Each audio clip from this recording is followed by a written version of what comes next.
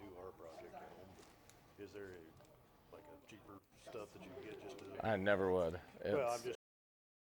Temperature really directly affects viscosity, and viscosity is 100% of your pattern. So I don't even like the same resin to be different temperatures when I'm doing different techniques. I like to keep them kind of similar at least, just because if a customer buys it, they're so pissed when it doesn't match. Yes, sir. Stupid. And I fucked up. No, it doesn't matter. What's up? We'll see. We'll see. I don't know what I was thinking, but I put 4 Bs in it, and just realized that it's gonna be 8 gallons instead of 4. Oh no. I just didn't. So we got to figure out how to separate this. Yeah. Shall I get the Measure X? Yeah, go get the Measure X McNiggins. What's Measure X? Have that bucket with a measure on it. Somebody put 4 Part Bs in a 5-gallon pail. We don't have room for 4 Part As now, so. He's such a sweet kid, though, aren't you? I still am a big fan of Little Dom. And let me tell you, if that was the dumbest thing I ever did, I'd be so lucky. I've done way dumber things than that. Uh-huh. And at least he cares. All of them start pouring the same time. Uh-huh. That's the reason they know why. Yeah, because there's only B in there right now. Uh-huh. At least we didn't start putting A. Your paycheck will reflect your mistake. Understandable. He just agrees. Understandable.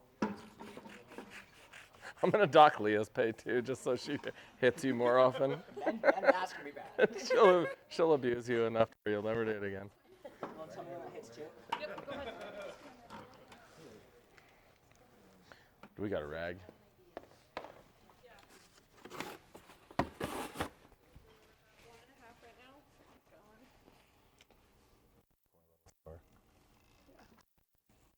Quarters.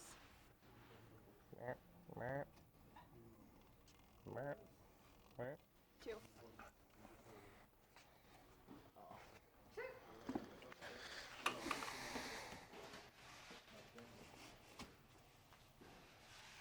Here's some alcohol. That's white pearl, probably. Well, here's some translucent blue there, Dom. Perfect. I mean, it works. Really shows up on black. Hey, so this premium stuff, is it only for walls or? No, we were just, all this shit in the classrooms returns. Stuff that's been sitting in somebody's house for 6 months and they return to us, or it got damaged or something like that, and I hate to throw it away, so we just use it for samples. So it'll still work well with colored stuff. This here is our good platinum newest epoxy. This stuff's it actually is. This cures very, very hard. It has no nonphenol. It doesn't have any isobenzyl alcohol, so it's a lot healthier to work with, and it also hardens ridiculously hard, and it doesn't yellow very easily. So, white's definitely not as temperature resistant as a lot of other colors, but I mean, I personally have abused the shit out of a lot of these and not had any problems at all. So. Like a bar top platinum, would you still go ahead and put the diamond coat? The diamond shield?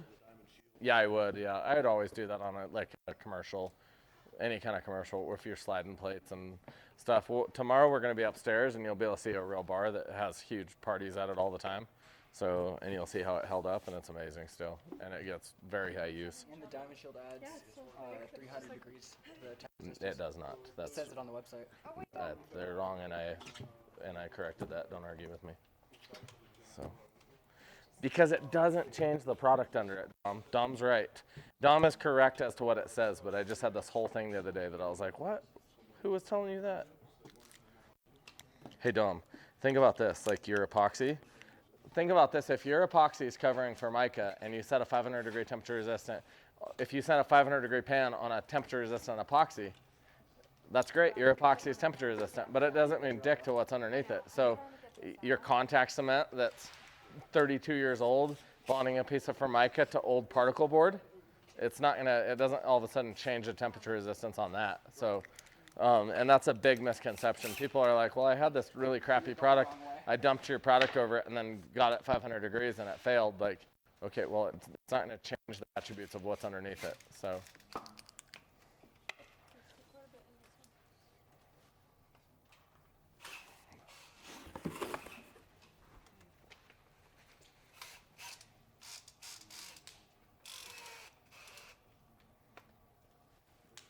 want to mix? Yeah, Dom knows how to do this already. And now you don't need to smash your jugs like that. It just was coming out really slow. That didn't make it any faster either, did it? So you never need to smash your jugs like that. If you need to get more out, we just torch it a little bit and it warms it up and flows. And try and keep it at like an angle so you can see it.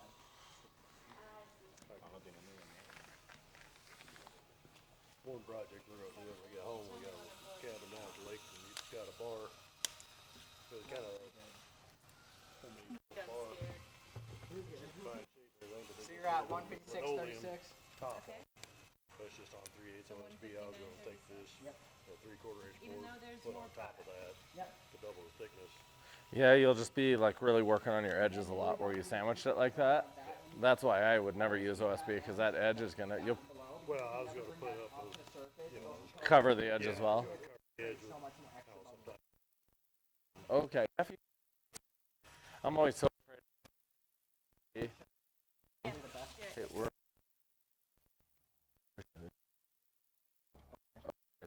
Good. You're good. I just want making sure we're on ratio.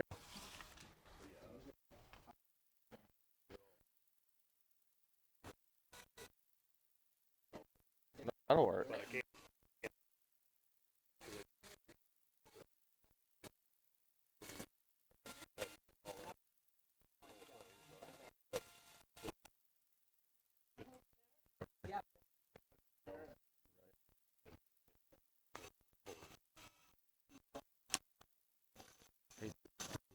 Two things of liquid. That's 4 gallons. We'll need at least 2 color packs. Oh yeah, perfect. Yeah. I got pearl too. And then I think my dad's. I think roll on top of that here, didn't we? Yeah. Correct. Yeah. Or I didn't think I you think sprayed we. it. Then I poured it around. Yeah. 'Cause we got So as long as we remember to do that again. Tomorrow we'll just pour a click and some trans blue.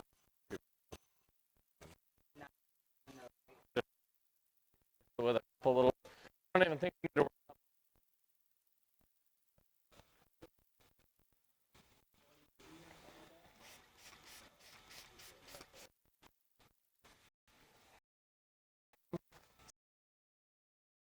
Probably about.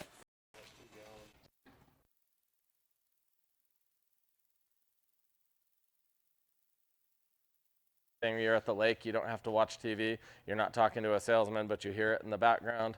There's all different types of marketing. I think one of the best places for our products, because most people don't know about epoxy and what we really can do, would be a home show, because a home show is a person showing up with money usually who has money in their pocket wanting to spend money on an object or a thing or a remodel or something. They have money in their pocket and they want to see the product.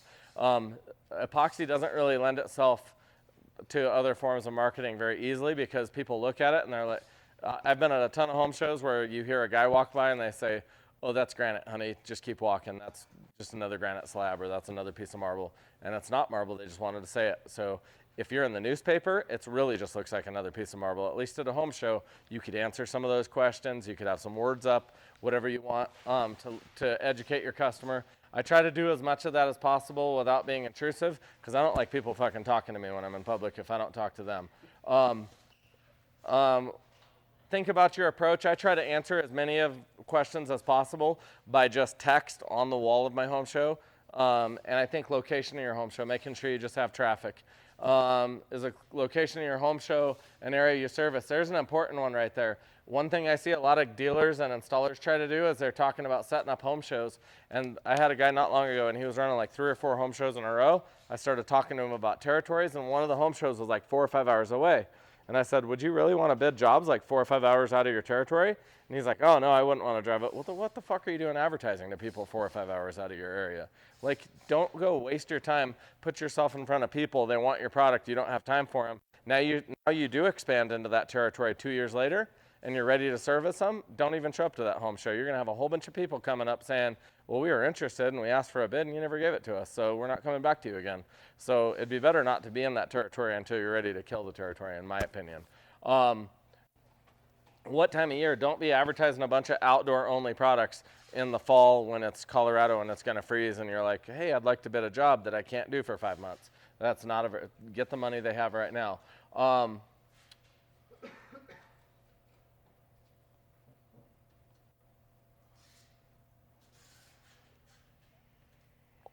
Layout of your booth is very important. I'm going to try to read this and memorize this because I fucking suck at reading when you guys are watching me, and now this slideshow seems different than I had seen it last time. So, and I don't think it really is. I think it's just me. Who has been at a home show here? Who's been really annoyed at home shows when you walk up to a booth and some girl that might be pretty just sits there and is like, you can have a card or a flyer. Has anyone ever seen that? Yeah, if you work at my home show booth, you have to take care of yourself. You have to look kind of pretty or nice or presentable in some way. And if you sit down, you can fucking leave. You just go eat lunch, go do whatever you got to do. I'm not going to let somebody sit because I want approachable people. I want them to stand back out of people's way and only answer questions or ask non-sales related questions. How are you doing today? You working on a project? Is there anything you like or don't like in the booth? Where are you from? Stuff like that. Be approachable. I never allow people to sit. I also believe in pass-through traffic. I'd rather not have a home show if I can't do it right. If you have a home show where I have to walk in past you and you to get back to a sample to see, I know that then I'm going to be awkward. They're going to be talking. They're going to be blocking my exit. So I'm not even going to go in the booth. I just look a little bit. I grab a card. I leave, and you never make a sale. If you can have a 10-foot, 20-foot booth, make it longer so traffic can go in one end around a table and out the other end. Traffic flow is a huge thing at a home show, and I've seen it really work well. I have never been to a home show that we set up once we figured out how to do it where we weren't the biggest thing at the home show ever. Do live demos? What's that? Do live demos? I don't, because the epoxy is so messy, and I've never been in a home show where I felt comfortable doing it. I've talked about doing it, and I even got ready to do it one year, and I was like, and I went over and did it in a classroom setting they had where anyone that wanted to sign up for the class did, but I didn't do it in my home show booth just because I was so afraid of the mess. And usually you're just getting slammed by people in the actual booth itself. So the other thing, and I'm glad he asked that, live demos with the epoxy, I don't tell people a lot about how I do what I do. Because at a home show, I'm looking for a customer that wants the countertop. I'm not looking for the guy that cares about how I fucking did it. Because the guy that's looking at how I did it is a guy I might hire him. Maybe they want to work for me, but that's probably not my customer. So I want somebody that wants that finished result, and they don't really care how I get it. They just want me to do whatever's the best path to get there. So display enough information. I would have right on the top, like, are you tired of seams? Are you tired of granite and marble? Would you like something different? Have something stating so that when the guy says, oh, that's just marble, his wife can be like, oh, you're an idiot, honey, you can't read, that's not marble. And it's passive, it's not intrusive. It's something they can read on their own. You don't have to stick something in their face, you don't have to tell them, hey, this isn't marble, something like that. So I believe in being very passive and being there to solve their problems. Storefront. Storefront's another thing. Who has a storefront here? Some kind of building, showroom, anything. Anybody? Okay. It can be very good. It can be really valuable, but you have to think about your location and who you're planning on getting. One thing I've wanted to see people try is a mall, a shopping mall. I'm looking at you now today. So he didn't believe I get nervous in front of people. Why do you think I fucking hold these? I'm not. I don't know what I think I'm going to do with them. Draw or something. I don't know. I get too nervous in front of people. So first person marketing storefronts. I really do believe your location matters, but it also matters on what type of product you are. I think there's a lot of old school, old industry products that think you need a storefront, and they sell a product that probably doesn't need a storefront. Then there's a lot of people like contractors that think they don't need a storefront, and they want to get back in some woman's house at 8:30 at night. And if she's smart, she's not going to let the average guy just walk in her house at 8:30 at night. Another thing is they probably don't want to go meet the dude at 8:30 at night. All of a sudden you have a storefront, a showroom, it could be tiny, and you're going to close jobs out of it because it's a comfortable third party, nobody's out of their comfort zone. You can meet and each person can leave as they feel comfortable doing so. I noticed when I got my first office was about 400 square feet or less. Very tiny office, had 2 desks in it, had some samples and a little countertop. I sold so many jobs out of that office, and customer after customer was walking in and being like, oh, you look pretty well established. Obviously, you're not going anywhere. And I'm like, well, fuck, it's like a bedroom. Like, how is that? Like, it wasn't that impressive at all. But all of a sudden, it was so different than me meeting him at the house. And I couldn't believe that it made such a drastic difference, me meeting him. And I would try to be very professional, you know, hey, I have my bidding book, and I have my pictures, and I have my samples, and I'd try to present myself a lot better than, I didn't wear a shirt that says, when you want to bang everybody in the room.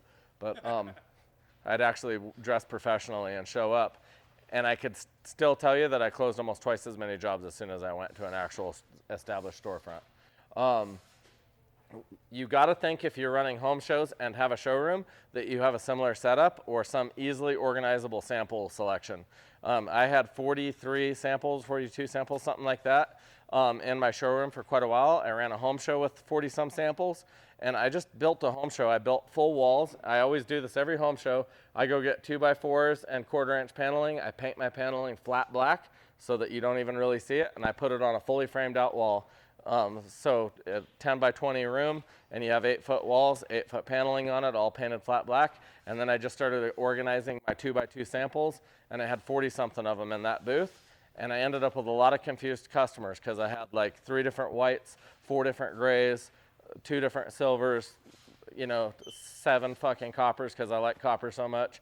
And then when I took my home show down and I made a big mistake, I went to my showroom, back to my showroom, and I had 4 different walls in my showroom that weren't laid out at all in the same organizational style or whatever as my home show had been.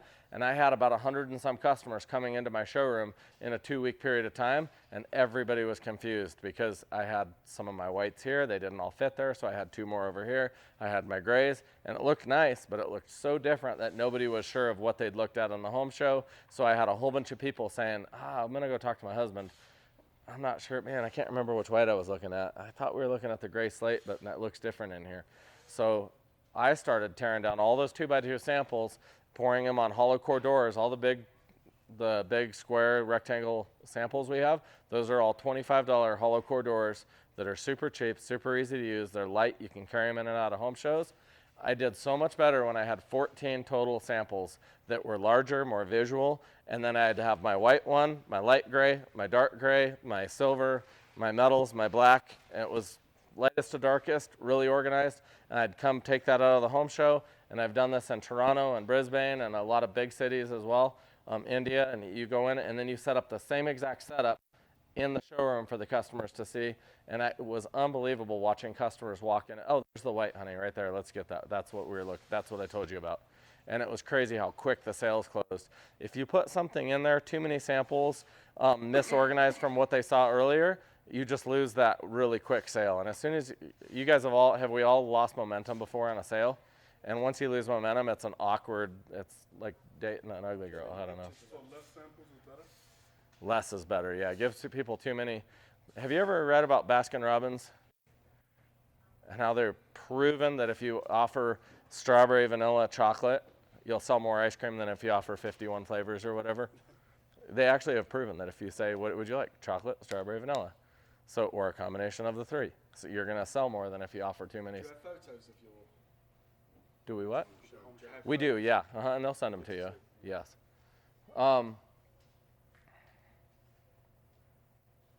Oh, there's a good one. Label your samples appropriately.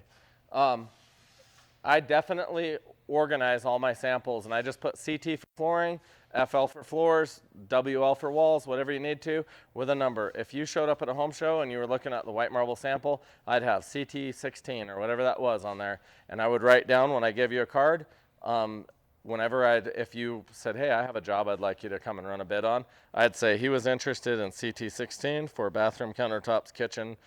I'd write down everything you could tell me at the home show. And I'd put it in my Google Calendar, so that would update with your address, directions, phone number. I could call everybody right out of that app, so it would organize everything. I go to drive to your job, I can use Google navigation. It just makes a super simple, cheap tool if you're starting a company, so you don't have to have bidding software and everything else. So now there are apps that help with that, but Google's already badass and free, and you can do everything right off of that. Generally, if you run a home show correctly and you get the right people in front of you and you organize yourself correctly, if you have 4,000 people at a home show and you offer floors, countertops, and walls, you're going to easily be able to run 100 bids. Now, when you think about 100 bids, a lot of people aren't that impressed, but I would guarantee your competing products are going to be 12 bids, 15 bids, successful companies. There's very successful companies that leave home shows happy about under less than 20 bids. I would be very disappointed if I got less than 80 in the same time frame, just because I know we can get more, because we can solve problems other people can't solve, and you should collect all those people. And that is when I believe home shows are exciting, because you can, if you're not going to a home show and you're trying to get your customers you already have to start using epoxy, that's a tough road. If you show up at a home show and you have all the customers in front of you, just get the customers you want out of that group and say, hey, I only landed 40 of them, but I landed the ones I wanted. And that's very, very valuable, rather than saying, I normally do brick, or I'm a brick mason normally, but I'm going to try to start talking my customers into outdoor coatings or something. That's way harder than people think. Whereas if you show up at a home show, you're going to get inundated with so many people, you may as well select them. If I run 100 bids, I don't consider it a bid unless I have your name, what you want in your house, your address, a date and time exactly. When am I going to be at your house? It's Tuesday, the 16th. This is my address. This is my phone number. This is what I'm interested in. Now that is considered an estimate. Just getting somebody's name doesn't mean anything. Passing out a card is worthless. If you just pass out cards at a home show, just throw them in the dumpster and leave, it's worthless. Don't waste your time. So I usually run a discount at home shows, and I'll say you get 20% if you sign up for a free estimate that is here at the home show. And they'll say, oh, I'll call you and schedule this estimate. Well, I'm sorry, we're going to be so busy for the next 6 months. We always are after home shows. I'm not going to be able to fit you in. If you want the estimate, if you want the discount, I'm happy to do it, but at least I got to sign you up here at the home show. I'm not interested in some random phone call later messing up my schedule. I also know that if they leave with my card, even though they want to call me, they're probably going to lose it before they ever call me. So, storefronts. My biggest thing with storefronts, and I don't know what you guys think of, is consistency. A lot of people starting out, they get a storefront, and they show up, and they sit there for a few hours, and they answer some calls and texts, and they start getting bored, and they're like, well, I haven't had anybody walk in. I'm going to just kind of leave. I'll put my name and number on the door and say I'm out at lunch, and I'll be gone for 3 hours. And then a customer shows up, and they're like, I don't know, he wasn't there. They're not even going to waste their time. You had a storefront, you had hours of operation, and you weren't there. Who here gets pissed when they call a company that they've been doing business with, and it says, I'm sorry, if you've reached this recording, you're probably after hours because we're open from 8 to 5. And I'm like, well, it's 10:30 in the morning, dumbass. And this is the third day I've called you. You will lose customers very quickly. It'd be better not to have a storefront than to have one you don't staff consistently. Have consistent hours and answer the phone and be there. Google. One more thing about a storefront. How many people have phone? If I call your business, whoever you're associated with, how many of you have some sort of voicemail referring to your business? One person, two people. My phone, if it rings more than 3 times in my office, it'll go straight to my cell. What's the name of your company? R&R. And what's your name again? Randy. Are you like, hi, this is Randy with R&R Landscaping or what? I'm just kidding. Floor coverings, right? Yeah. R&R floor coverings. Yeah. So a lot of people also, they get Grasshopper or something, and I think they try to be bigger than they are. Customers aren't doing business with us if they want to do business with Walmart. But a lot of people think that they have to project this massive scale company and try to make, like, please press 1 to get redirected to my extension. Have you seen all the advertising for that? I think that's a sack of shit. For starters, you're going to get less understanding if you're slow to do something, if you're scheduled out a few weeks. If you're known for your quality and skill, and they know that they're working with a smaller company with 10 or less guys, they're going to be very happy if they think, oh, I called an expert, I didn't call Walmart, and he has to take 5 weeks to book me, but then he's really going to take care of me. If they think you're Walmart, they're going to treat you like Walmart, and they're going to rip you off if they can. So, Google. I don't even know if I want to go over this. Does anybody here do Google marketing at all? You guys wouldn't know what I'm talking about. So, branding. Here's a good one. Have you ever mistaken branding for advertising? A lot of people run an ad and they think they're branding their company, or they brand their company and they think they're marketing. I think the two are really misunderstood. People think they're branding their company when they are just marketing, and other people think they have a tiny company and they think they need to start branding a company. Who's heard about Coca-Cola and how successful they are at marketing, right? Or at branding, sorry. God, who am I talking to? I like your head shaking, yes. At least you're listening. everybody always uses Coca-Cola as your target model for how to brand a company or brand a product, right? Coca-Cola is recognized. What you see with most people sitting in here, and not just you guys, everybody, and most contractors, is they start trying to be Coca-Cola before they even know how to fucking be like some Shasta drink in the budget bin at City Market. They should just learn how to do a job and do some advertising, some marketing, and sell their product and try to be very good at it and get known in their area. Instead, they're out there trying to brand their name on everything, put their logos on everything. I don't think your fucking logo matters until people know you matter. When they really love your product and can't get enough of it, that's when you start putting your logo on stuff. But I think a ton of people start a company, and instead of spending money on marketing so they can actually get out and do the jobs, they start buying t-shirts and sweatshirts and hats and banners and cards and pamphlets and flyers, and they don't have any money left over to actually go out and get themselves in an area. If I was going to market or brand myself and I was starting out, I would go to a gym. Let me ask you guys, this is something I've never heard from anybody, but I've seen it work so incredibly well. Who goes to a gym, especially an older gym that's been around for 50 years? I guarantee if it's a good gym, the better gym in the area that's older, I guarantee you have senators, all your lawyers. I fucking hate lawyers. You could always kill them at the gym if it's a good reason to go. They're all the people that have money, expendable income, that do what they want to do are at that older gym. It's not going to be at 24-hour fitness where all the hot chicks and dudes go. It's always going to be at the old gym where your senators and everybody else go. Go do a free countertop and an entryway, and you're going to get free branding and free marketing from all the people in your town that know everybody, know you, get loved by the right people. And I guarantee it would be cheaper for you to pour a countertop at an entryway to some old gym that probably needs it, because what's a lower profit margin business than a gym? It's crazy. Gyms are one of the lowest profit margin companies you could ever start, and yet you get some of the highest earners in the whole town in that place consistently. That'll be there forever, and they always know each other, and they always know everybody else. So do something like that, a restaurant entryway of an old, well-established restaurant that can't afford to redo their desk, and put some of your name or your logo or something like that on the countertop. So just don't ever, I'm not going to go into depth in this, but don't ever confuse branding with marketing, because you can waste a whole lot of money when you don't need to. Social media. Here's something that really pertains more to us, and especially smaller individuals that are trying to get into a trade like this. Who has more than 2,000 friends on Facebook? How many do you have?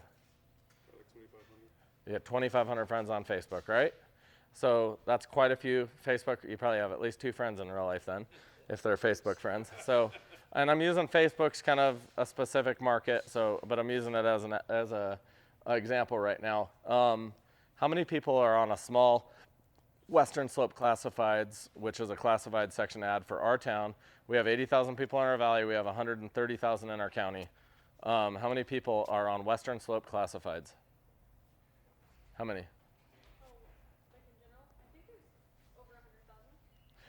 There's 143 in one group. There's 67 in one of the Western Slope Classifieds, and there's 72 or something last time I checked in one of the others. So a lot of people go on Facebook and they start personally promoting on their own personal page on Facebook what they do, and that's great for your friends. But how many of your friends are in your target location where you'd want to work? 2,500 friends. Do you think 500 of the 2,500 are within driving distance where you'd want to go do a job? No. Not even 500, right? Do you think even 250? Yeah, probably 250. 250 out of 2,500 people are local enough to do it. So even if you targeted to 100,000 people at that ratio, you're really targeting 5,000 people, 2,500 people, something like that if you really think about it. You go on Western Slope Classifieds, it's free. It's not your personal name. You can put whatever you want up there. You can test something for free, and you can immediately hit 3 or 4 groups, and you're reaching hundreds of thousands of people. And they should, by default, if they're not in LA and just creeping on somebody in Grand Junction, Colorado, because they want to see what people are posting, which isn't very common. The majority of your customer base and people that are going to see that ad for free, that didn't cost you Google pay-per-click advertising or anything like that, they're all local to where you would want to service that territory, and it's free, so you can pull it down and change the ad if nobody responded to it. So I think it's an amazing free tool for people to use to put stuff out to the community to say, hey, Would anybody be interested in seamless countertops? Which colors do you like?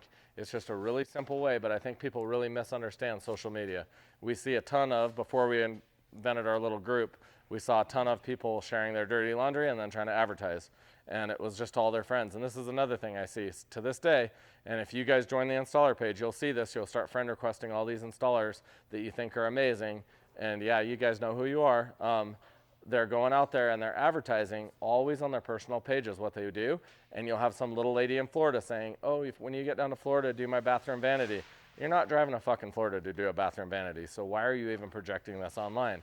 To this day, I don't know if I've ever seen somebody advertise on their personal page like construction-related items and a local person that they could actually service respond ever. Like, but you see on Western Slope Classifieds seems so shitty and shisty or whatever, and they get tons of responses and make money off of it. So, and it didn't cost them anything to test something. And that's knowing your target audience. Where are they from? Like, location. How many can I reach? How much is it going to cost me? So, Instagram's becoming a lot bigger and kind of taking over what Facebook used to be, but with understanding Facebook, you can build a much larger profile and be a lot more visual. Instagram's great. It's for really quick visual stuff, but you're looking more at a quick story on Instagram, even just fast pictures. It's not like you can have a lot of information about yourself, your company. You're not going to store as many pictures in an organized manner with different albums or anything. So you may have some tools in Facebook that are more useful for a business than an individual person. I don't even like Facebook or Instagram very much. Don't get mad if I don't accept your friend request, if you're ugly.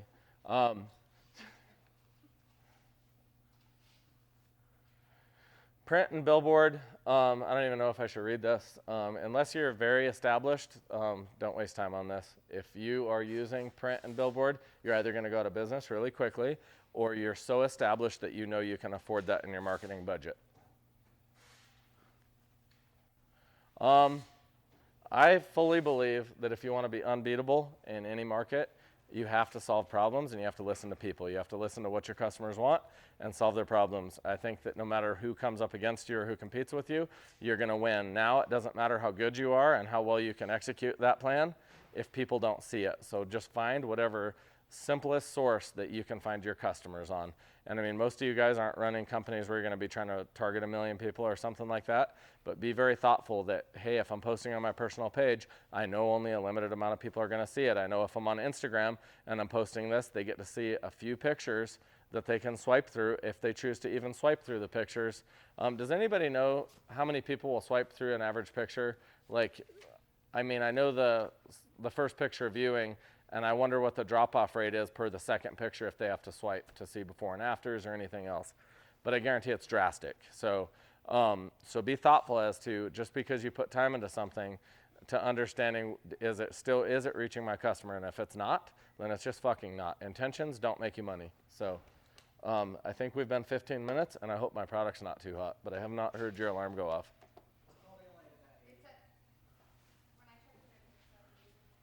Let's make bets, and whoever's closest gets 2 free gallons.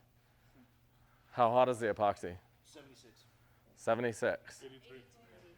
You know, go shoot the temperature and don't say anything, don't say anything, Dom. He'll be like, it's 82. Do say it. I'll be like, little Dom, sweetheart. He is sweet. He's a good kid. Do you need help? If I had boobs, I'd breastfeed him. I'm kind of getting boobs. I'm getting old. That's such a weird thing to say. He's just such a sweet little kid. I get mad at him sometimes, and I'm like, it is Dom. But you can't not like him. How hot was it, Dom? Ah. I knew it. I knew it. I didn't say it fully. Sounded like it. It's 70-something? 70-something. Do you want me to say it or not? No. 78. That's exactly what he said.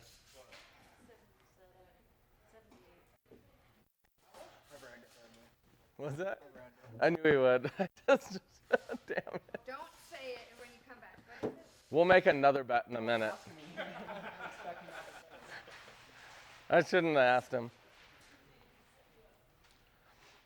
We do have time if anybody wants to. We're going to finish this panel. We can't walk in that room yet. If anybody would like to do a sample, this is our last day of pouring. What we usually do for our last sample is I want you guys to pick out a picture of an actual stone countertop or something you would want to do, and then you come to us and we help you with the colors. So, but I don't want to just see like blue shit unless you can show me a picture of blue shit. So seriously, like I see people make stars and terrible shit, and they're not duplicating a countertop. And what this would be to emulate is that a customer will come to you and say, can you do this? And I want to see you guys do this. So pick a color, a sample you like, and I'll help you guys get that as close as possible on a sample just for practice to mess with the colors. And it can be any pattern you guys want, and we'll see if we can do it. So mix up some of that metal for that. You know, let's mix the other bucket. Hey, that's perfect, Dom, because by the time it's mixed, they'll have their colors ready, and we'll have another one. I put those two right there, those closest two jugs. And you may as well let it just get hot in the first container. I wanted to do some metal on that one wood grain sample. Oh, shoot. Let me see if we have the metal out today. What, the one on the end of the block? Which one? Marble look Which one? with the marble block one. Oh, yeah, that, like the soapstone? Yeah, that's pretty badass. That's easy to do. Charcoal base, white pearl veins, a little bit of trans green, sprayed on top with gold. So, and gold sprayed on top of charcoal, and then pour some white veins through it. That's one of my favorite ones right there. Also, I got paid gangster fucking money doing those before. Because when I did soapstone, I got one job, and it was 180 bucks a square foot with real soapstone. Yep. Charcoal base, white pearl veins. And some gold and green. Yeah. And remember, we're going to sand it, so a lot of what you see that's crazy color when you spray the gold and the green is going to get sanded right off. So you'll it'll, even if your gold and green are like ridiculous, once you sand it, it's really subdued and looks pretty cool. Okay. So. You meant one of your samples, right? No. You guys can look at these ones and copy, or what I would rather you do is actually find something on your phone, pull up travertine, soapstone, something like that, and then target it and do it. So whoever there, that's soapstone. Charcoal base, white pearl veins, a little bit of gold, and a little bit of green sprayed in there. You can be a little crazy with the gold and green because we're sanding it tomorrow.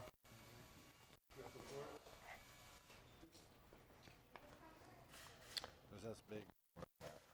No, that's cool. I think you could do that with some gold and some pearl. Like spray some gold on your white pearls, pour it on black. I'll do one of those with you. That's cool. Yeah, your metal flake, that's the same stuff that you put in your epoxy or any alcohol or oil. Metallic. Yeah, metallic powders are not actually real metals. Like our true metal is a true metal. Our metallic powders are mica powders that spray, yeah. You can do it in the spray or in Yes, sir.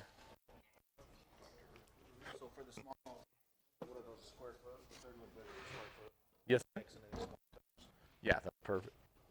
Well, actually, he's mixing me 4 gallons too. So yeah. I almost forgot that. What color is the second mix supposed to be? Oh, clear, and we'll give it to everybody. After we'll let it hit like 75 degrees, and then we'll just pass it out to whoever wants it. We'll mix a tiny bit. Like even if you just did like 2 quarts or something. 2 quarts of charcoal.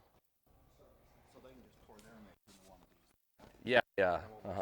Sorry about that. I totally forgot I was doing that.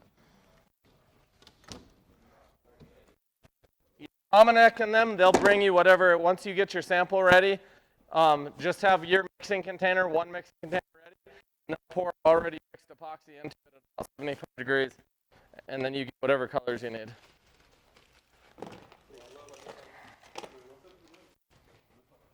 What's that? That's the charcoal base with white pearl veins, and we spray the gold and the green. That's the second one I think we did, but instead we did black base. That would be a charcoal base. Okay. It's charcoal powder. Y'all see how we left the tools kind of dirty? Yeah. That's actually the dirtier, the better. If you try cleaning them out, they become almost impossible later.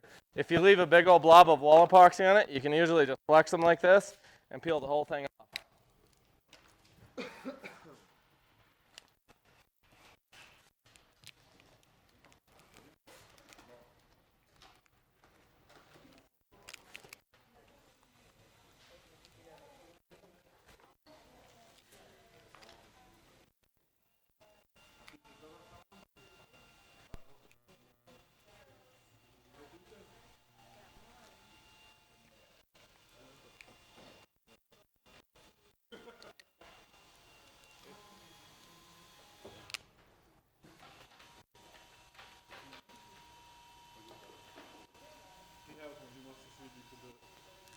That's cool.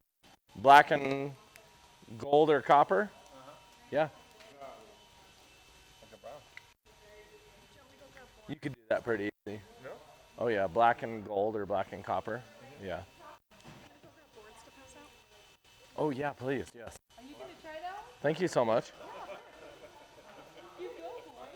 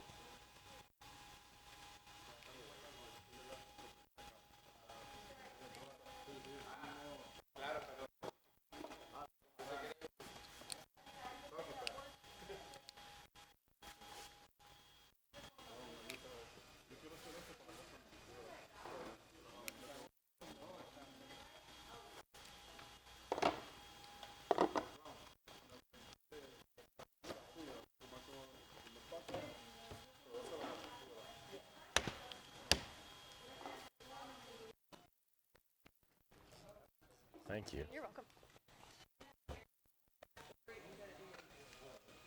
What are you doing?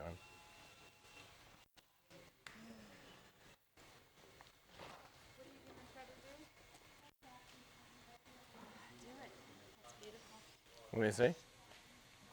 Well, that's cool. That's alcohol inks on white right there. Kind of alcohol. They're not color stable. My daughter wanted a copper counter, Uh-huh. but you can't do copper counters because they look like and they start the soap marks. But a copper epoxy, would that be You can that's, stop the like, patina. functional? You can urethane it or do whatever to seal it up so it doesn't patina. Would the diamond seal it up so it doesn't patina? Somewhat. I've ran like 2 or 3 coats. It still will tarnish after a while. Whereas urethane won't. It's okay, but not the. You know what It definitely helps. It won't just totally stop it though. So is it like a countertop using alcohol and will fade? Oh yeah. Oh, alcohol inks fade and colors will turn green. It'll just turn blah and it'll turn yellow in the epoxy and stuff. That But can I still try it like black, gray, maybe copper on white or something. Black, gray, copper on white, black base, and some gray with some copper sprayed on top. That's also what they really like. That's the Yeah, just a soapstone. bunch of. Yeah, that looks like a soapstone. Yeah, spray some green. And lots of veins of white pearl on the black. You got to let it start setting up so you get really sharp veins. Obviously, those are all very small, intricate veins. So you'll want to make sure your product's like 90, 95, 100, whatever. Pour it out, let it get cool until it's thick enough. So your pearl veins and whatnot, you'd want to make sure those were warm and starting to cool down too. He'll have enough epoxy over there to mix for everybody a few times.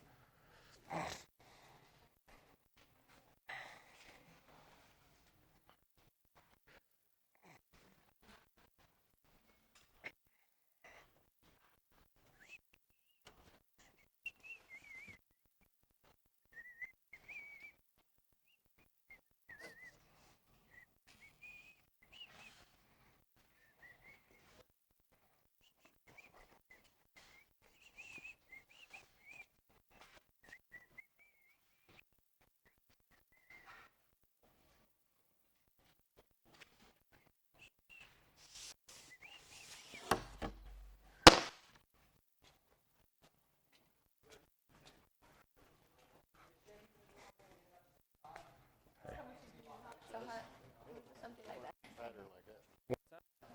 I'll do a pattern like this with you guys here.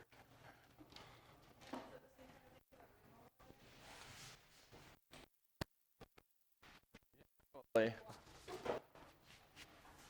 don't know which one. One from before. It looks like that's what you did. It's like black and then it has like a float coat of the rainbow pigments. Probably yeah, what we did, yeah. With the big spreader like you talked about. Yeah.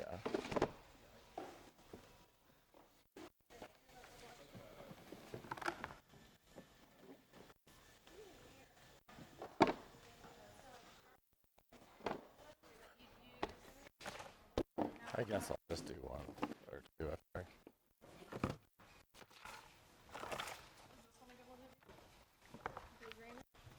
Oh yeah, that's really. No, that's beautiful. Some turquoise, some maybe Caribbean, light turquoise, even black or something like that with some gold. Yeah, copper even maybe that's coppery. Or yeah.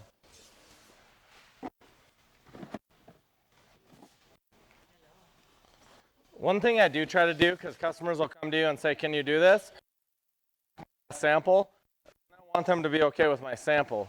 If they're then still looking at their picture during the job, they're fucking wrong, like, or I didn't sell myself properly. So I'm not going to let them hold me accountable to something that's impossible for me to do. And I like to ask people, what are the colors you see? Because I've literally had something like soapstone, and they're like, I love the salmon color in it, and there is no freaking salmon. And it's like, but you need to ask because people see shit. Like, people see different things than you do. So I've been shocked at what people thought they saw. Yes. Okay. I'll be right there.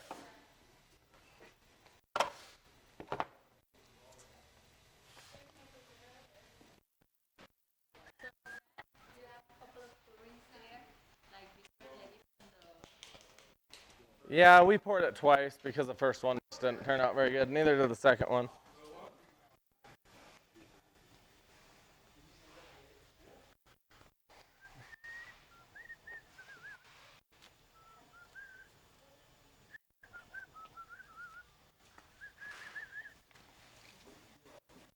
Do we have a look at a roller? I can get it. You don't have to. You're fine.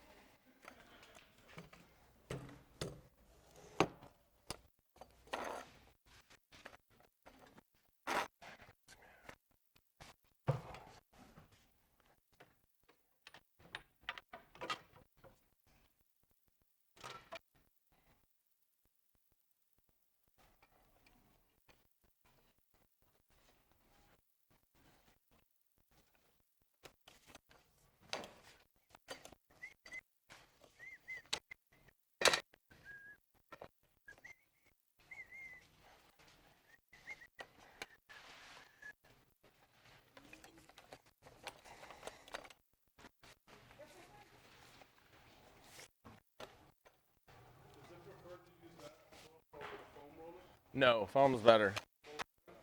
I'm just being, I don't have the right stuff right now. I don't have a big enough foam roller.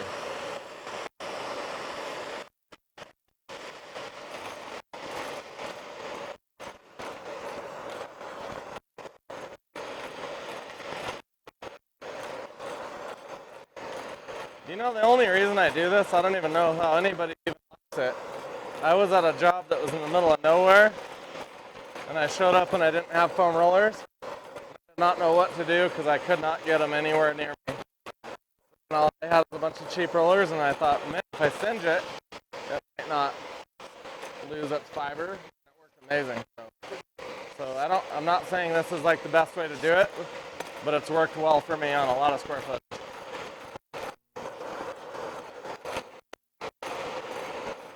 And don't do it as uneven as I did it.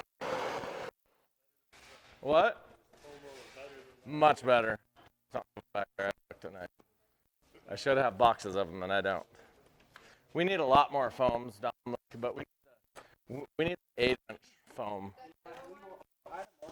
Okay. Like a while ago, they just haven't came in yet. Yeah, that's fine. We'll just get them. We'll even grab them at Home Depot or Lowe's if we need to.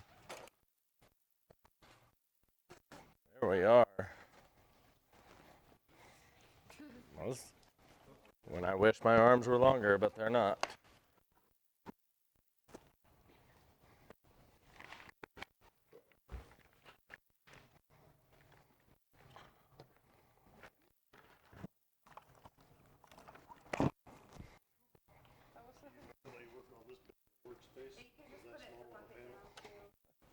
Not with my arm. T-Rex doesn't like that, says the panel.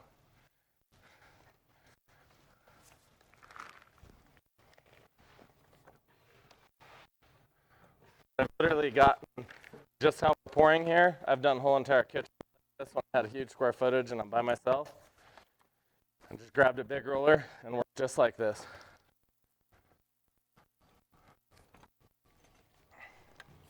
Hey Dom, did we stick test this? To see if it was enough color. Okay. So we might not block enough color, and we'll know. But why do we always do a test? Yeah. And I'm only saying that because I can kind of see through this a tiny bit. Might be just fine.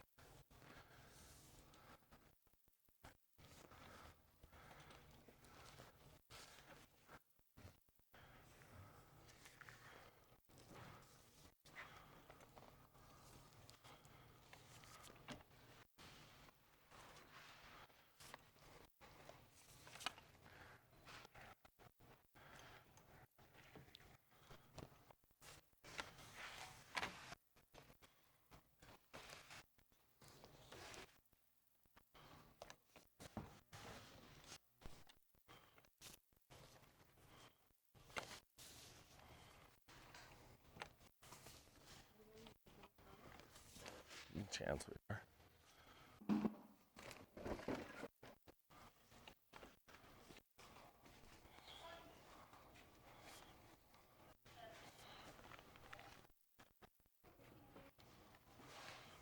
Do we have a little bit of charcoal mixed? Just a couple quarts.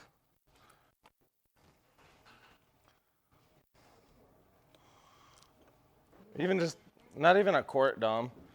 Like 24 ounces or something. We don't need much. We want it really subdued. Because tomorrow we're just pouring our pearl to charcoal. It's only at 63, should we just start the standard? Yeah, whatever you want to do. Don't matter. That's fine. Whatever you think's easiest. Now I want you guys to all look at this and tell me if you think we should have done a stick test really quick on this. Maybe add some more pigment. Yeah.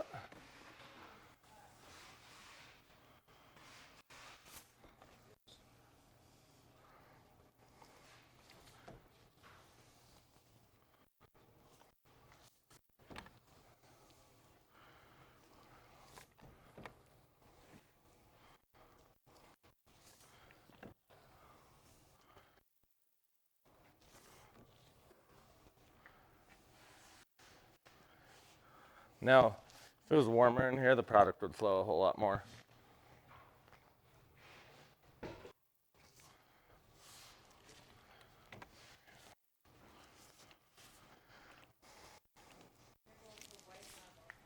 Yep. Now this is all getting a clear tomorrow with pearl mixed into it, so.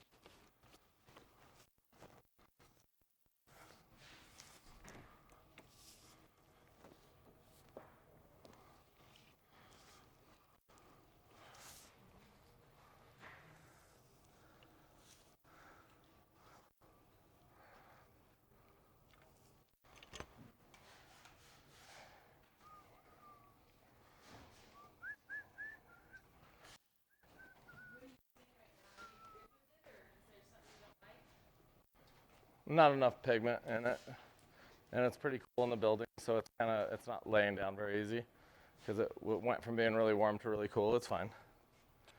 I'll get it perfect. How long you mix that? This is out of that mix, right? Mm-hmm. Oh, cool. So it has been mixed long enough. Yeah. Yeah, that's fine.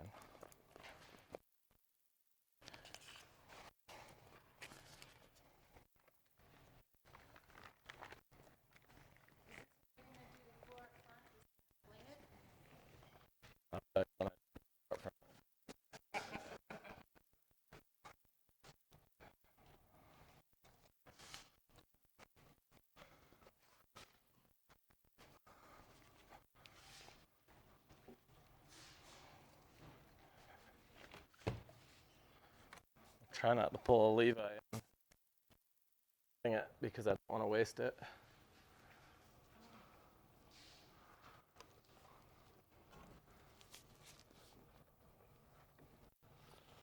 It's very easy to do if you don't want to waste product to ruin your whole entire pattern because it's just so much funner to just add it all than leave it wasting in the container, but then you ruin your whole job. Does that make sense?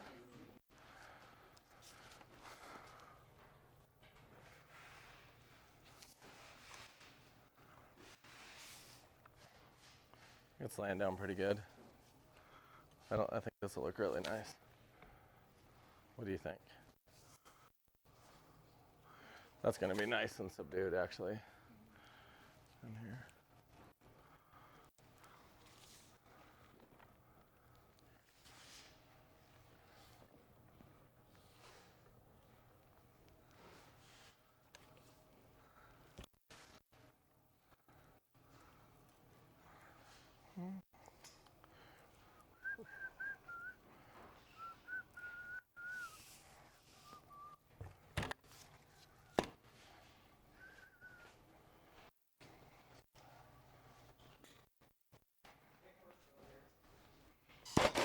The bigger torches here, Dom. Does it matter what size the torch is?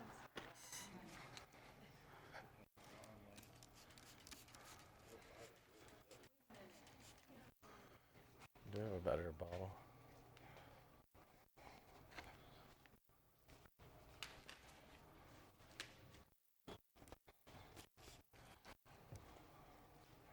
Thanks, Dom. Get out on that. Fucking love doing that with a dripping bottle.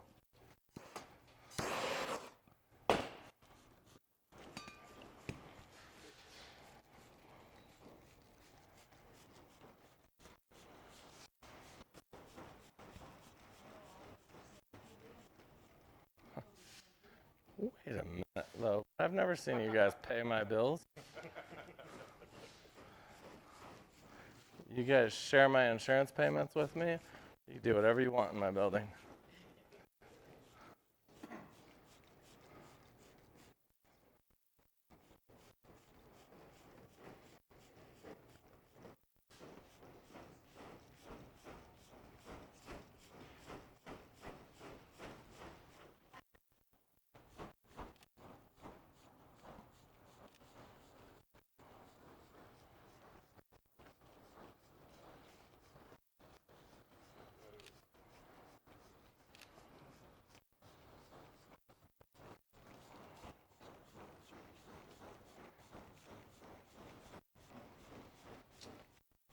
that corner pretty good, Dom. Yeah, I knew you were gonna do that. Get a close up look. That's why I didn't want to get too close.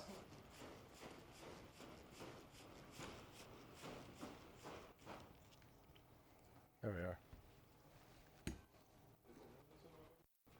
Now when we pour a white pearl over tomorrow, a lot of that is going to kind of get in, but it'll look really 3D. You kind of see through it, more like a piece of marble, because white marble is not a pure white. It's very translucent, so you do see it. So when you do the pearl color tomorrow, that leaves it translucent looking. It's really nice. Again, with your guys' mix over there, you're probably not going to want to let it hit 90 degrees, because if it hit 90, then you're going to be 140 by the time you get it out. So I would hurry up. If you guys know what samples, be kind of organized. Something quickly. That's good. They still could start mixing. Because for like, yeah, then they can start mixing that. Didn't you say something about your dad's having translucent? Gonna add it in the upper layer or in the upper? In the top coat, it's gonna have it. So.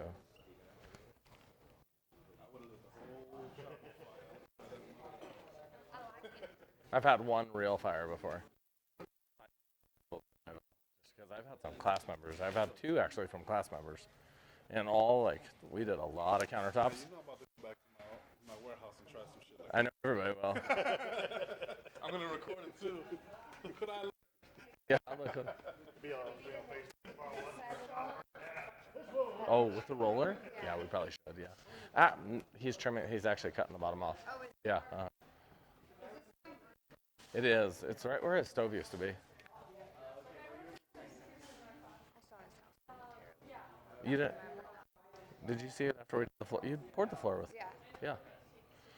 So we talking about these colors that you said. So like this. I like that. Probably brown and almond. Hey, Leah. Hey, Leah, we got this. Lost it. Where's it gone?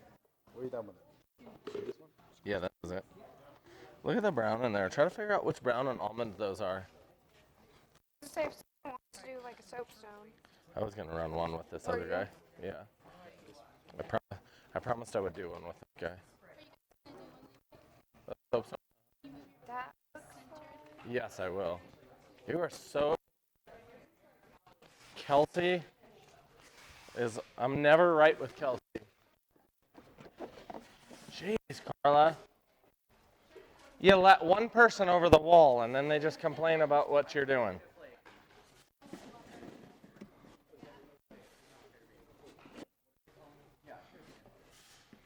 Carla's in the cartel, though, so I really don't want to piss her off. I hope this is good for her. I don't want to wind up without a head in a shallow grave.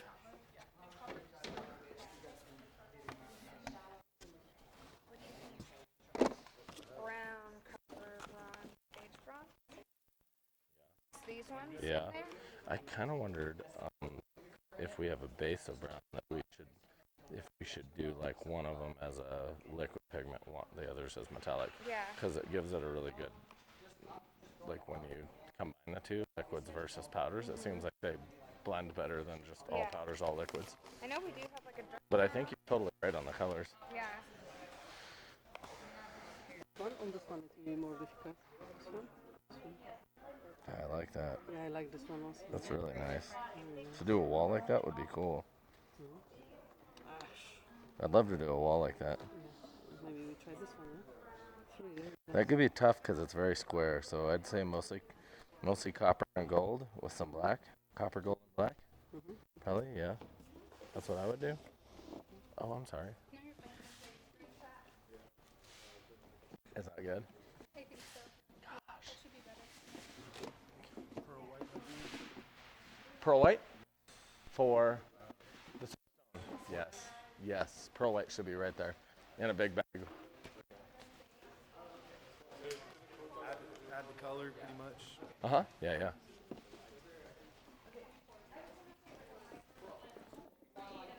Is it okay if I do a crazy one instead? I encourage that. Okay. Well, let me let this cook a little bit. So What are you gonna do? I'm golden this. And then I'm gonna spray like trans color. Try to just get a combination of all three. I'm gonna try to do this where you just pour randomly all your colors and just spreading it is all you do for the look. Can you make this what you do into like a Facebook or Instagram story? I think You that's want to explain your process when you do it? really cool. I'm hope. You can do that. 'Cause Okay, I think cool. that would be really good for Instagram. Yeah, I'll do that. And then if it works, we can do a countertop or something like that. So.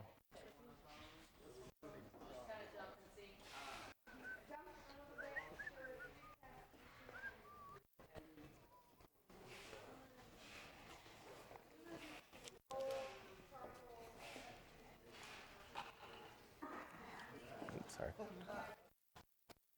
here we go. I'll take 3 of those. Just want a 2.5 quart. Those like yeah, that's fine. Or if Well, but I'm I'll gonna be divvy mixing them some out. colors and some Yeah. little ones too.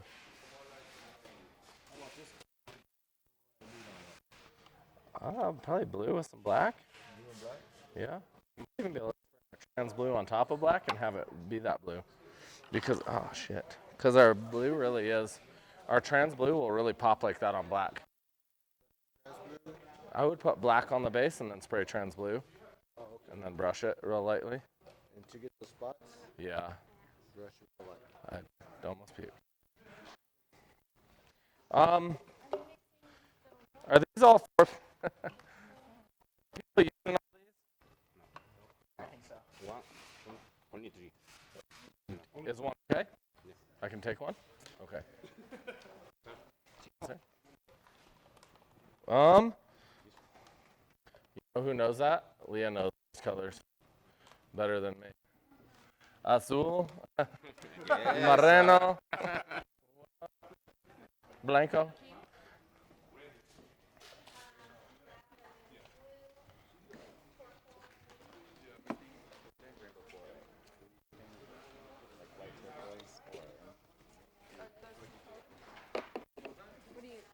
What do you mean? So like for that color, do you think light turquoise or would you go? I don't care what you're doing. Light turquoise is always right. Okay, that's what I I don't think know. I too. always just love. Or Caribbean. I think Caribbean. Yes, dude, I already. Right, tall guy.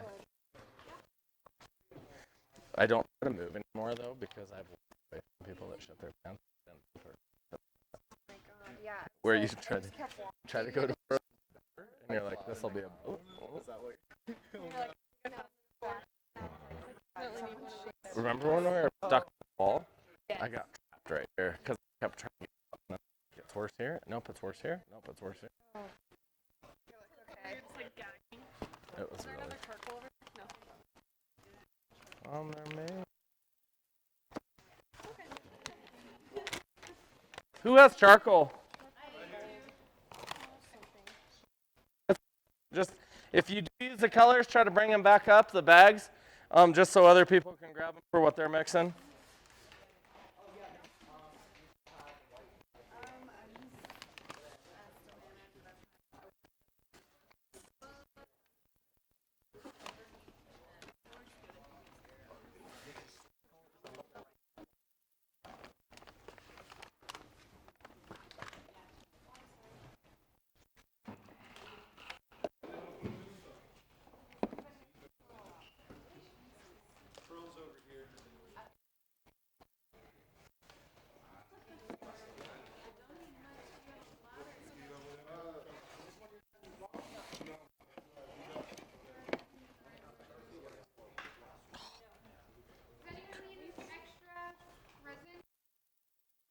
Oh, you're good. I'm guessing you don't need these two? I think I have enough now. Nope. Nope. I just don't know where anything I put down. Yeah. Here's some. Oh, thank you. Yeah.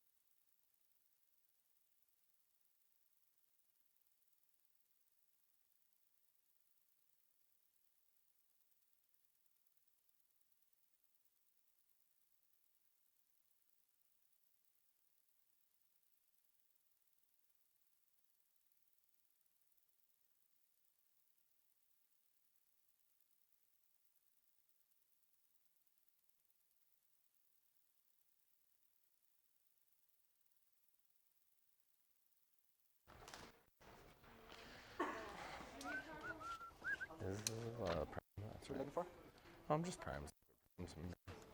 Some white. I'll steal this white. Do we have black? Like black? Prime coat? Like yeah, black prime, not. Yeah. Oh shit! Yeah, I almost pulled a stupid. What? I was like, I almost pulled a dumb and put this in there. I do lots of dumb things, Dom. I Why? said you almost pulled a Dom, not a Dom. I said a dumb, and then I was like, that sounds too close to Dom, so Dom probably thinks I'm talking about him. Oh, I was like, I do a lot of dumb things, and something I.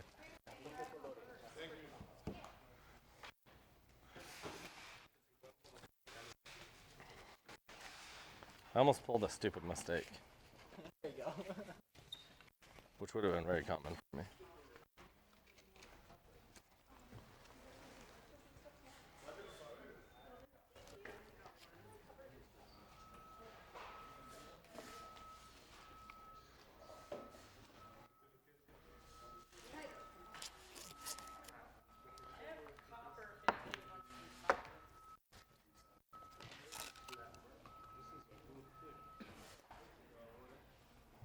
Which one?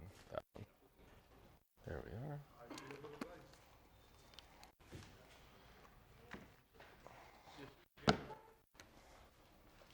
Of course, Dom picks silver and purple. I feel like that's like the Oh, thank you. yeah, underneath in those boxes right there.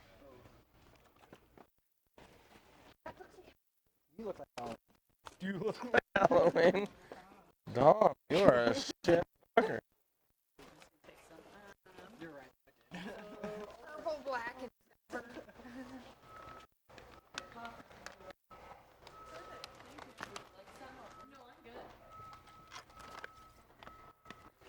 This is the old gold. The OG gold. Where's all the like fucking bronze and stuff like that? They have it on their table. That's the one I gave them. Oh, okay, cool.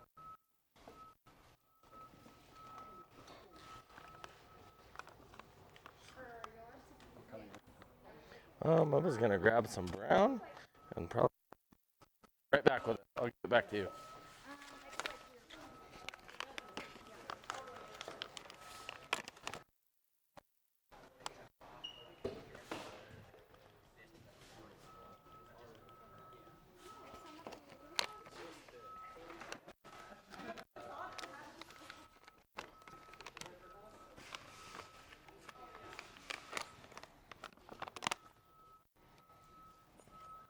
So Levi, do you want to say what color is in each of these? This is metallic brown, aged bronze, black, white. This is a black liquid pigment, white liquid pigment. Then we have charcoal and gold. I'm gonna try to mix all these, and I'm gonna do all these pours are gonna be these two pieces I'm gonna do where I just pour the product, and the spreading of it should be the majority of the pattern instead of pouring a base and then adding a bunch of accents. So it should be a quick process.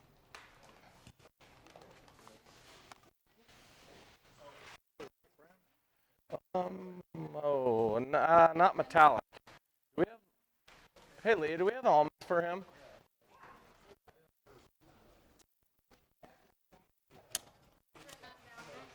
Yeah, he couldn't find it.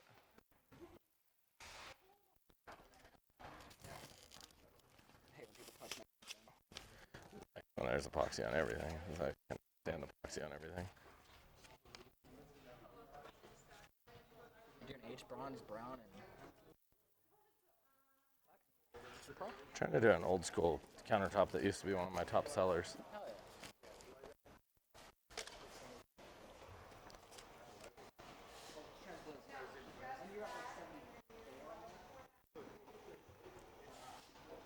Try not to have pretty boogers for Maya. I went home yesterday and I blew my nose. And we were in the front room. Oh man, that's so gross. That's so gross.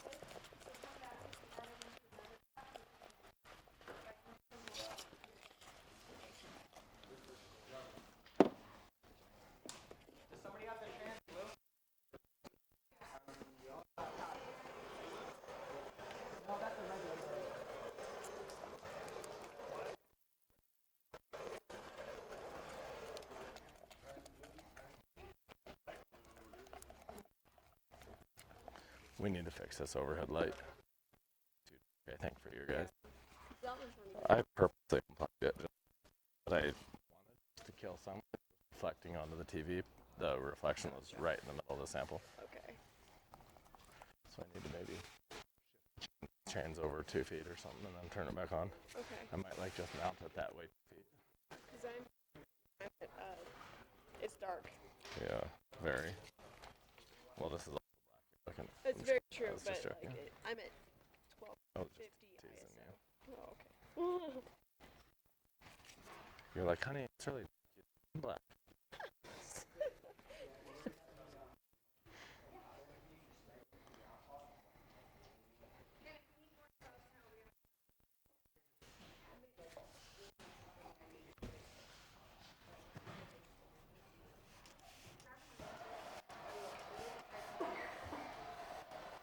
So are you spraying alcohol in it?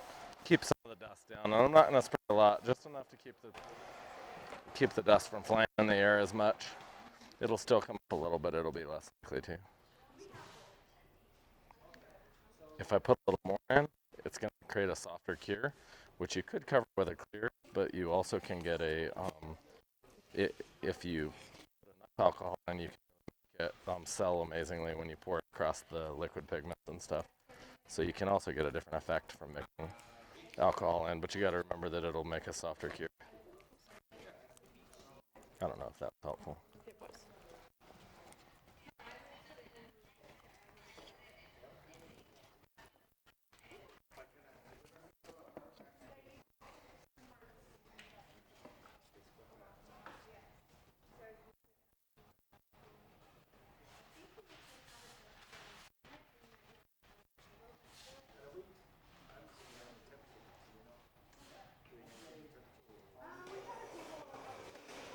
Hey, Dominic, just kind of watch the temp on everybody. Wherever he is. Never mind, Dom.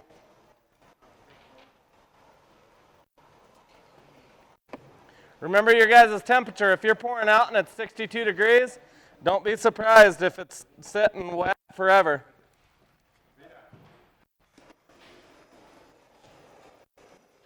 Remember the things we talked about.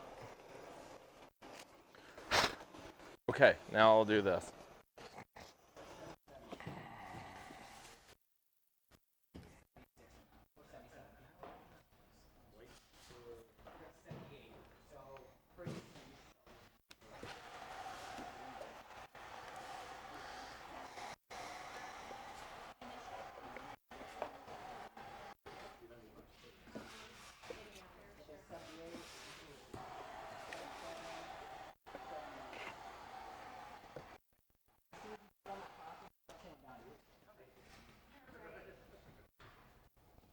Still 74.7. Probably wait like another minute or so. 78.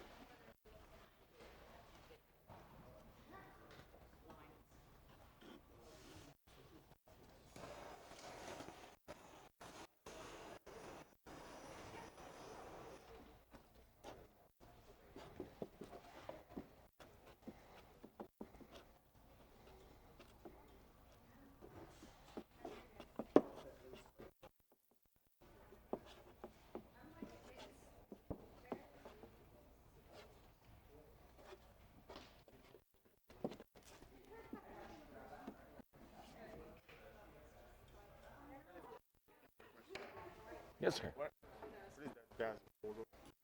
That's I think that's actually a piece of wood, but you could probably do it with gold. gold. Yeah, probably.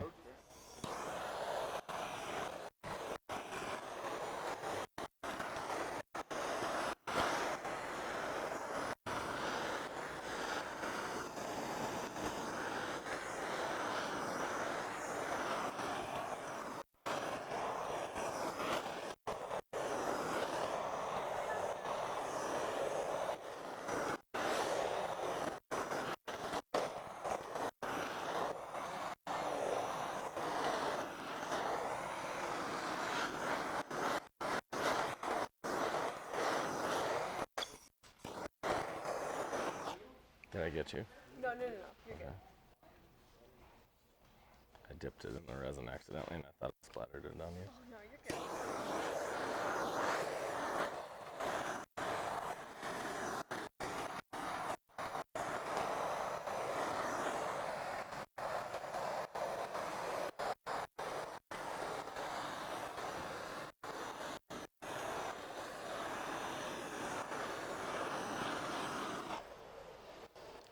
Really simple. Anybody could do that in 2 minutes. No skill required.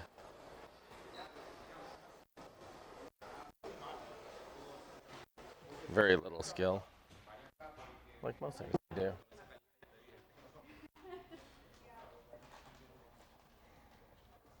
So you're gonna do another sample with the Uh-huh. colors? Awesome. Yep.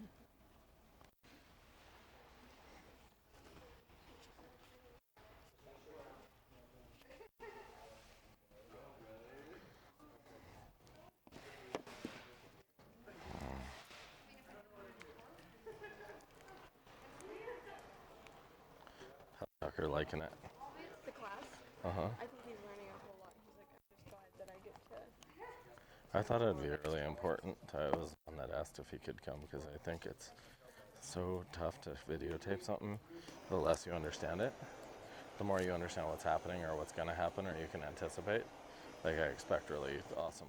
Like Victor got way better when he started knowing what he would look for. Like you could see he totally changed how he. It's the same way with me. Like I didn't know Yeah. exactly what to film. Yeah, and you work it and you're like, oh, that's awesome. That's Yeah.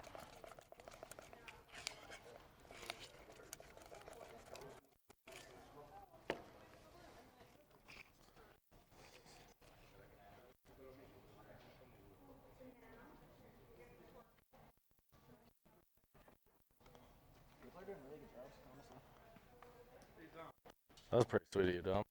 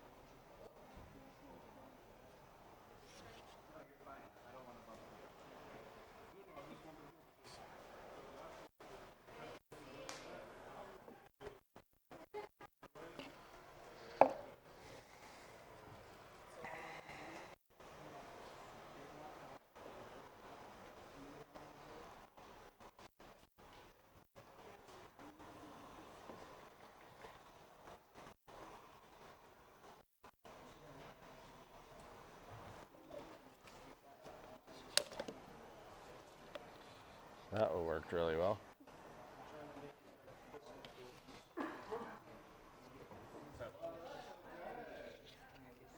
What? Oh, I got it. Thank you so much. Thank you. Muchas gracias. That's good. All right. Yeah.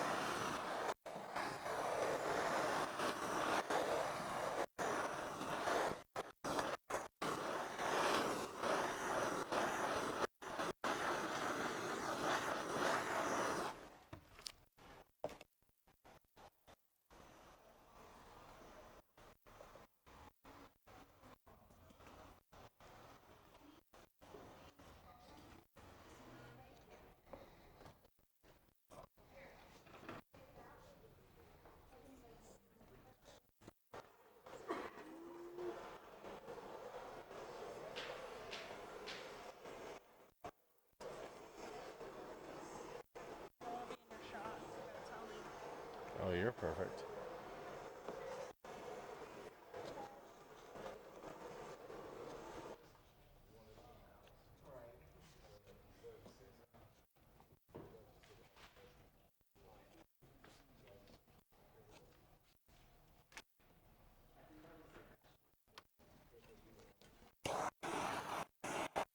You can make the white disappear because it's heavy. So if you hit it soon enough, you can get it to like, I think you want it to disappear a tiny bit just so what you do see is more natural than had you left it on top. Because you'll still have.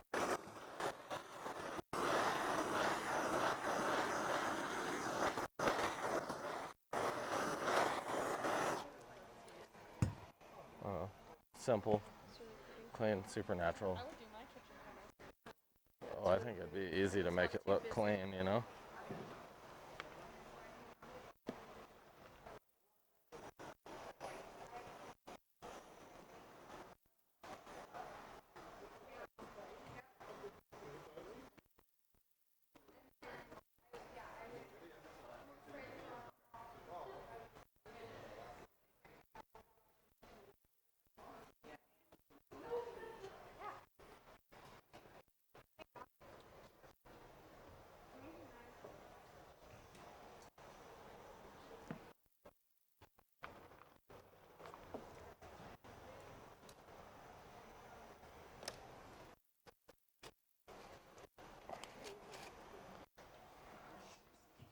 I think this one will be pretty clean if I torch it, if I don't over torch it.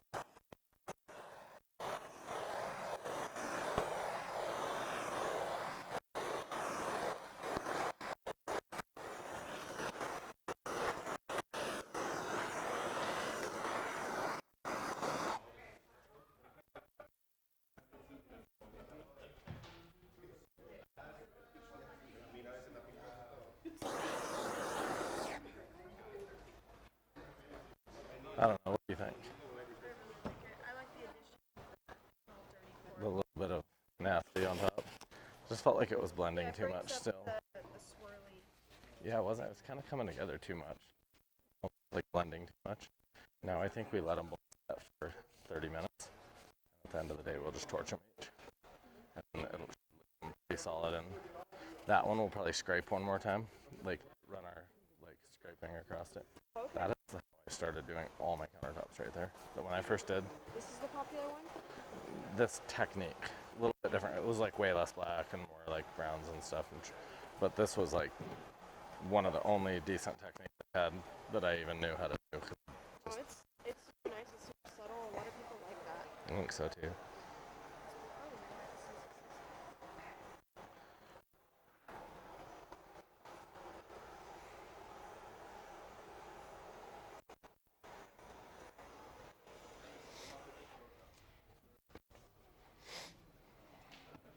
Oh, that's pretty. I like it.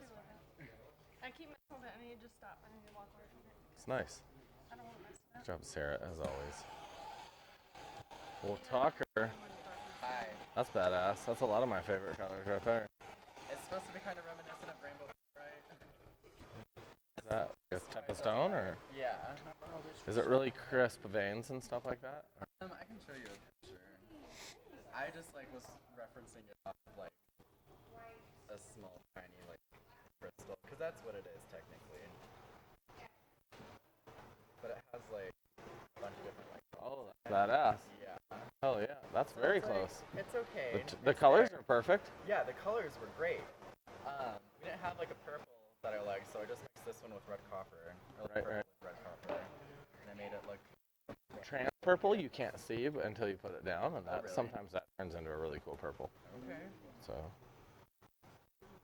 I accidentally sprayed trans blue all over it. And it was regular alcohol. I've done that. Great. Washed my hands in it, and I'm like, oh wait a minute, that's I am a I Smurf. was doing it with charcoal the other All right. Oh, why? Yes. I had to wash my hands already this week because of that once.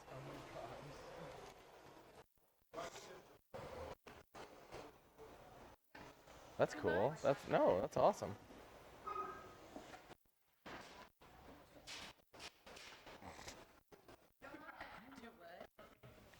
I like that. Real simple. I think once you sand it, it'll come through. It's really clean. You also can wait a little longer till it really tacks because the stuff was really cold. That's really natural looking. You have a bunch on your shirt though. Oh, I can't imagine. Because Yes. I was leaning. Yep, and got it. This, I don't know. That's cool though. Having That's this nice little- and natural looking. I'm waiting. I'm That's trying even to really do good. that, but I don't have the. So I'm just doing my. To do which one? The copper that has the ability and attitude. I don't have the right tool to do that. Oh, right, So right. I'm just using the brush. But if I don't know. Yeah. I don't What think. tool do you think you need to do that? I don't know. It has some. Like a comb. No, that's just because of the way we torched it. I actually poured that, and that's on.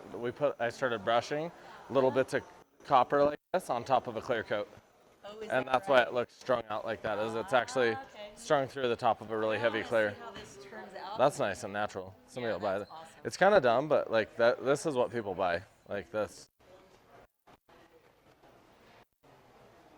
I got asked if our translucents got show up on our You got what? if our translucent colors show up. Oh, So nothing very. It's pretty dark. that's all right. You'll see it, but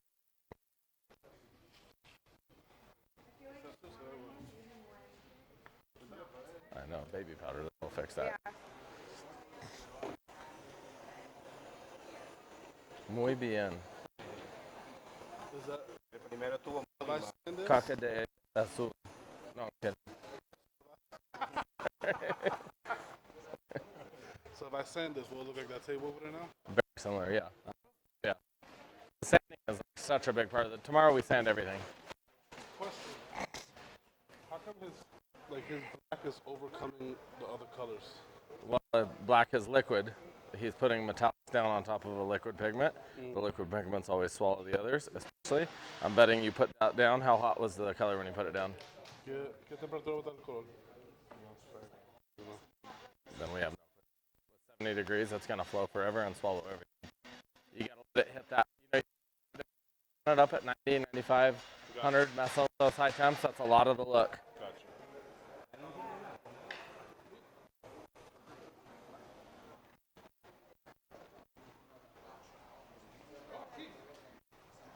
What are you looking for? Page. I want to see. Oh, I'm sure this. I think Dom has one. A temp gun. Don't let anyone touch it, Dom. They'll just cover it with epoxy. Good job, Sarah. I like that. Do you feel like you're getting good at doing the veins though too now? Oh yeah. And like it's all like timing is everything. Yeah. And like a lot of these people, and this is just for us to know, you know, the liquid pigments are swallowing all their other colors. And I ask them, I'm like, how about the temperature of your part when you put it on? I don't know. You cannot do one thing and expect a good result. You will have a bad result. Like I know that when he was pouring his, the product I was looking at was like 65 degrees still. That's that's 10 degrees lower than the minimum temp you would ever want to pour at. So.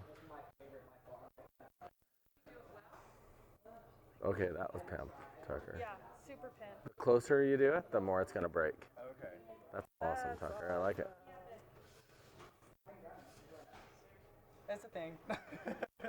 You should be more proud of it, and then it's a thing. That's you know how many artists would kill to be able to do that? Strip you. Yeah, because no artist would actually hear anything and be a badass. Yeah. Except for me, I didn't. Tried. I said let her go, but whatever. I don't know. She's like, did you see her on stage?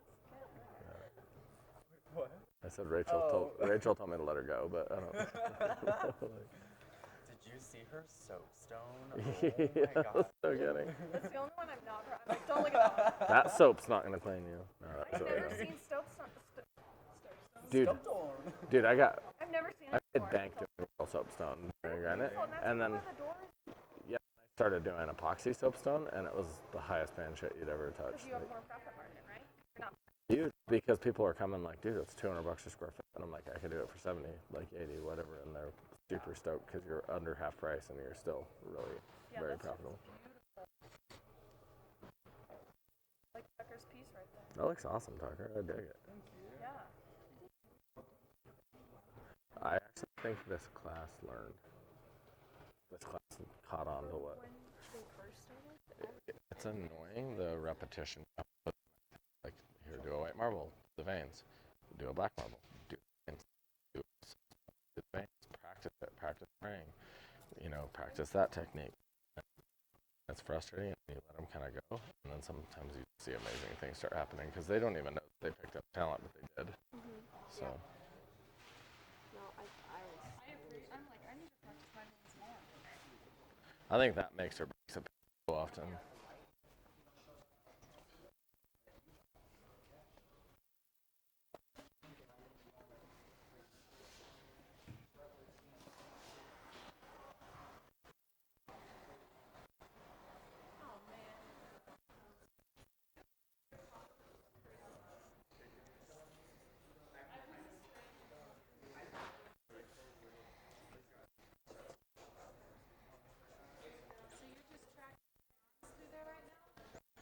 More just bringing stuff up from the bottom, trying to get a little bit of in it.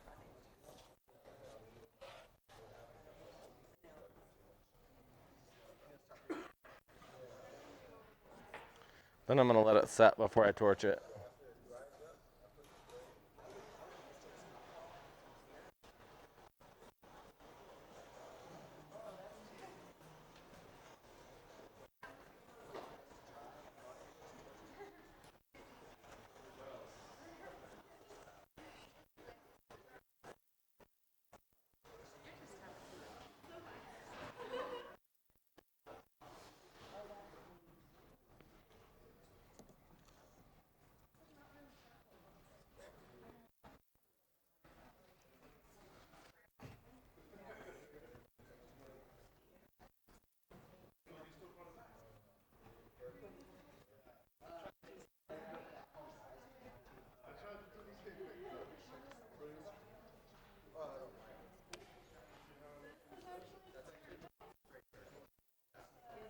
turquoise and actually a little bit of translucent blue. There's a little bit in there. I just want to like do that lacing on everything. I'm really impatient right now. Wait before any.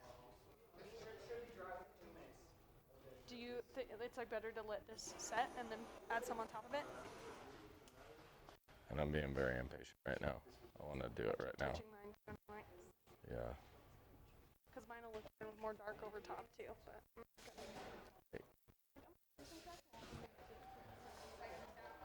So what kind of stone are you? Huh? What kind of stone is it? Just a stoner stone.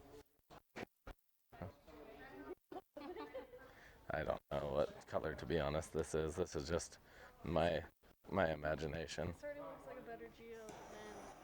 Colorberry. Should I say that online on a live? Oh wait, you just did. Mike. If they can hear the Instagram.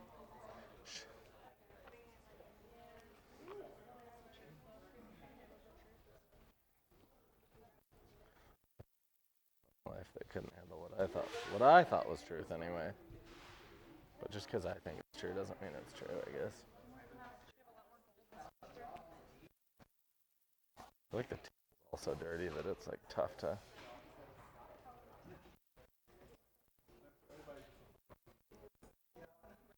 You can't see it up there at all.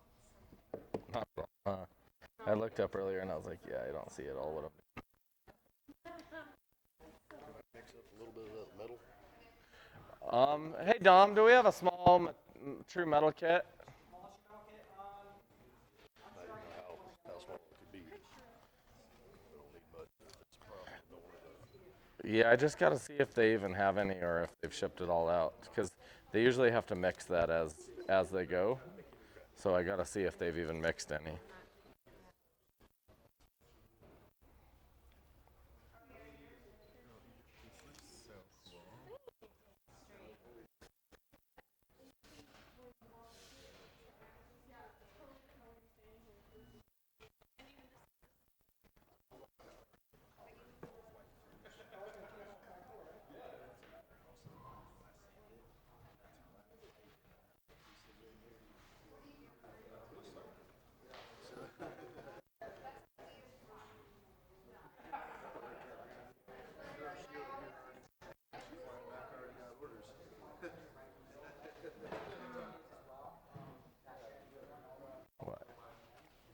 Was that bad? No, I like it. And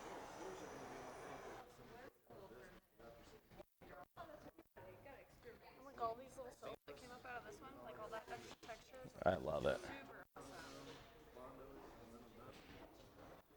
Yeah, when Carrie was telling me when I met her that she's like, we were talking about like cells and resin, and she's like, no, you need to try this.